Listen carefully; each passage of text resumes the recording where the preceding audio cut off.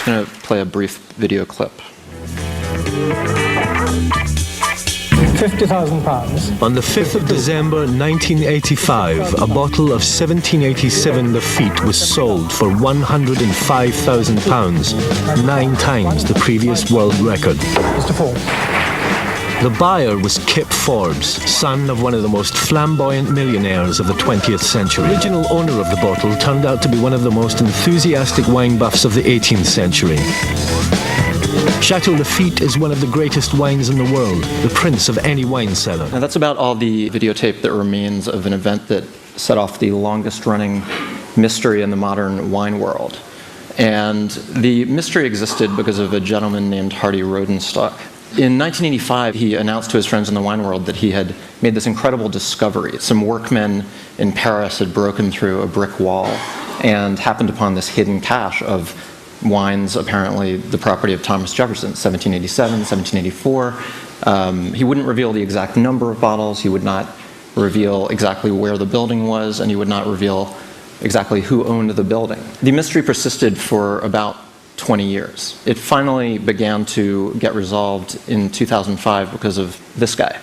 Bill Koch is a Florida billionaire who owns 4 of the Jefferson bottles, and he became suspicious, and he ended up spending over $1 million and hiring ex-FBI and ex-Scotland Yard agents to try to get to the bottom of this. There's now ample evidence that Hardy Rodenstock is a con man and that the Jefferson bottles were fakes. But for those 20 years, an unbelievable number of really eminent and accomplished figures in the wine world were sort of drawn into the orbit of these bottles. I think they wanted to believe that the most expensive bottle of wine in the world must be the best bottle of wine in the world, must be the rarest bottle of wine in the world. I became increasingly kind of voyeuristically interested in the question of, why do people spend these crazy amounts of money, not only on wine, but on lots of things, and are they living a better life than me? So I decided to embark on a quest.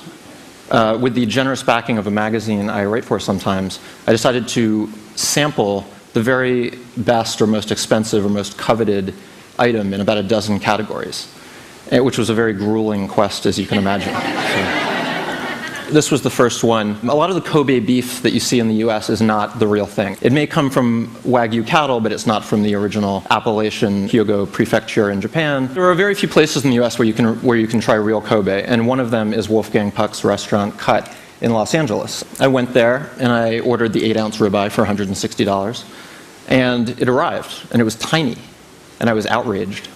It was like $160 for this? And then I took a bite and I wished that it was tinier. Because Kobe beef is so rich, it's like foie gras, it's not even like steak. I almost couldn't finish it. I was really happy when I was done. Now, the photographer who took the pictures for this project, for some reason, posed his dog in a lot of them, so that's why you're going to see this recurring character, which I guess, communicates to you that I did not think that one was really worth the price. White truffle is one of the most expensive luxury foods by weight in the world. To try this, I went to a Mario Batali restaurant in Manhattan, Del Posto. The waiter, came out with the white truffle knob and his shaver, and he shaved it onto my pasta, and he said, would signore like the truffles? And the charm of white truffles is in their aroma. It's not in their taste, really. It's not in their texture. It's in the smell. These white pearlescent flakes hit the noodles. This haunting, wonderful, nutty, mushroomy smell wafted up. 10 seconds passed and it was gone. And then I was left with these little ugly flakes on my pasta that, their purpose had been served. And so I'm afraid to say that this was also a disappointment to me. There were several of these items were disappointments.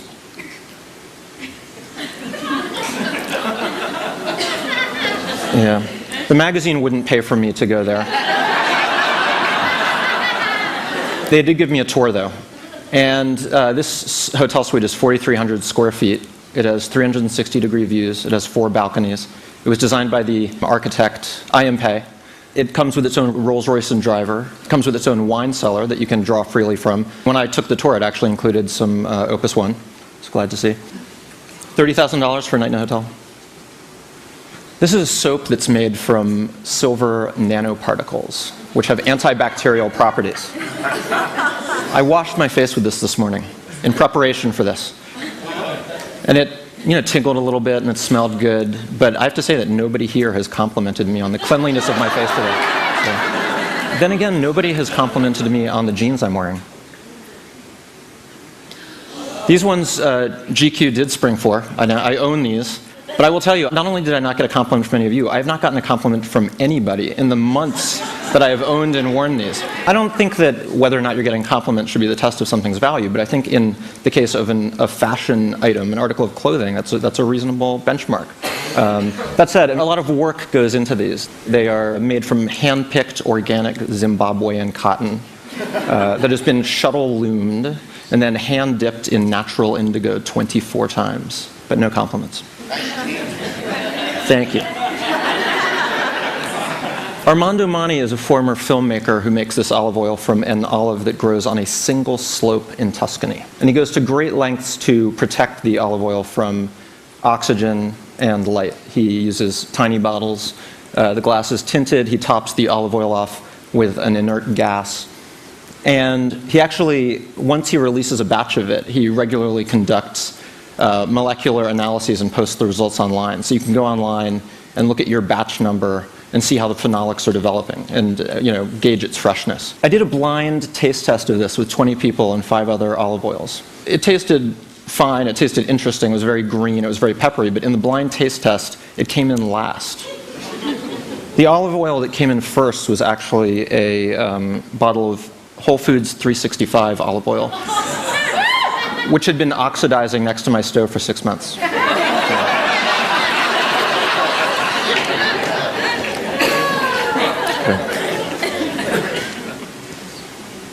A recurring theme is that a lot of these things are from Japan, you'll start to notice. I don't play golf, so I couldn't actually road test these, but I did interview a guy who owns them.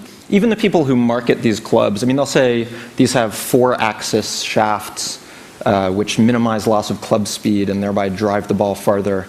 But they'll say, look, you're not getting $57,000 worth of performance from these clubs. You're paying for the bling. They're encrusted with gold and platinum. The guy who I interviewed who owns them did say that he's gotten a lot of pleasure out of them. So, yeah, you know this one. This is a coffee made from a very unusual process. The luwak is an Asian palm civet. It's a cat that lives in trees, and at night it comes down and it prowls the coffee plantations. And apparently it's a very picky eater, and it homes in on only the ripest coffee cherries.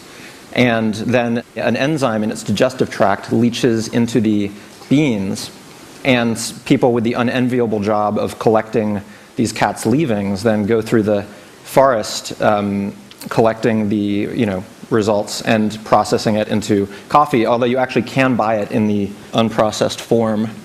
That's right. Okay. Unrelatedly. Okay. Okay.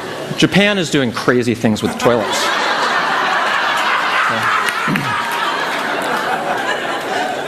Okay. There is now a toilet that has an MP3 player in it. There's one with a fragrance dispenser. There's one that actually analyzes the contents of the bowl and transmits the results via email to your doctor. It's almost like a home medical center, and that is the direction that Japanese toilet technology is heading in. This one does not have those bells and whistles, but for pure functionality, it's pretty much the best, the NeoRest 600. And to try this, I couldn't get a loaner, but I did go into the Manhattan showroom of the manufacturer Toto, and they have a bathroom off of the showroom that you can use, which I used. It's fully automated. You walk towards it and the seat lifts. The seat is preheated. There's a water jet that cleans you. There's an air jet that dries you. You get up, it flushes by itself. The lid closes. It self-cleans. Not only is it a technological leap forward, but I really do believe it's a bit of a cultural leap forward. I mean, a no hands, no toilet paper toilet, and I want to get one of these. This was another one I could not get a loaner of. Tom Cruise supposedly owns this bed. There's a little plaque on the end that each buyer gets their name engraved on it.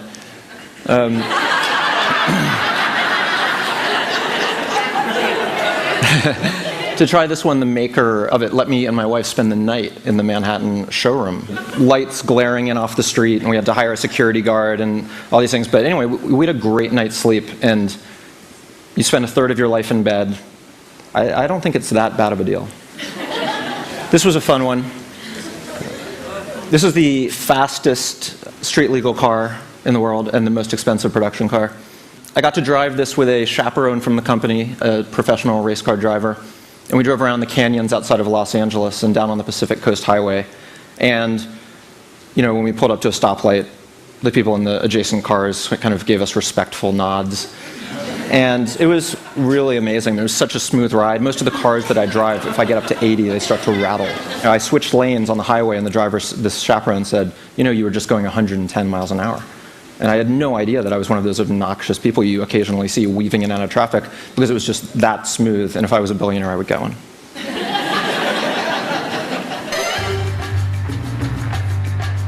This is a completely gratuitous video I'm just going to show of one of the pitfalls of advanced technology. This is Tom Cruise arriving at the Mission Impossible 3 premiere.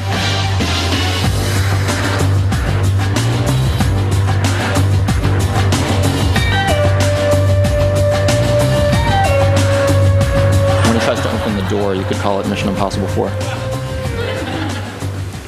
was one object that I could not get my hands on, and that was the 1947 Cheval Blanc. The 47 Cheval Blanc is probably the most mythologized wine of the 20th century. And Cheval Blanc is kind of an unusual wine for Bordeaux in having a significant percentage of the Cabernet Franc grape. And 1947 was a legendary vintage, especially in the right bank of Bordeaux. And just together, that vintage and that chateau took on this aura that eventually kind of gave it this cultish following. But it's 60 years old, there's not much of it left. What there is of it left, you don't know if it's real. It's considered to be the most faked wine in the world. Not that many people are looking to pop open their one remaining bottle for a journalist. So I'd about given up on trying to get my hands on one of these. I'd put out feelers to retailers, to auctioneers, and it was coming up empty. And then I got an email from a guy named Bipin Desai. Bipin Desai is a UC Riverside theoretical physicist who also happens to be the preeminent organizer of rare wine tastings. And he said, I've got a tasting coming up where we're going to serve the 47 Cheval Blanc. And it was going to be a double vertical. It was going to be 30 vintages of Cheval Blanc and 30 vintages of Yquem. And it was, you know, an invitation you do not refuse. I went. It was 3 days, 4 meals, and at lunch on Saturday, we opened the 47. And, you know, it had this fragrant softness, and it smelled a little bit of linseed oil. And then I tasted it, and it, you know, had this kind of unctuous, porty richness, which is characteristic of that wine, that it sort of resembles port in a lot of ways. There were people at my table who thought it was, you know, fantastic. There were some people who were a little less impressed. And I wasn't that impressed. And I call my palate a Philistine palate. So it doesn't necessarily mean something that I wasn't impressed, but I was not the only one there who had that reaction. And it wasn't just to that wine. Any one of the wines served at this tasting, if I had been served it at a dinner party, it would have been, you know, the wine experience of my lifetime and incredibly memorable. But drinking 60 great wines over 3 days, they all just blurred together, and it became almost a grueling experience. And I just wanted to finish by mentioning a very interesting study which came out earlier this year from some researchers at Stanford and Caltech. And they gave subjects the same wine labeled with different price tags. A lot of people, you know, said that they liked the more expensive wine more. It was the same wine, but they thought it was a different one that was more expensive. But what was unexpected was that these researchers did MRI brain imaging while the people were drinking the wine. And not only did they say they enjoyed the more expensively labeled wine more, their brain actually registered as experiencing more pleasure from the same wine when it was labeled with a higher price tag. Thank you.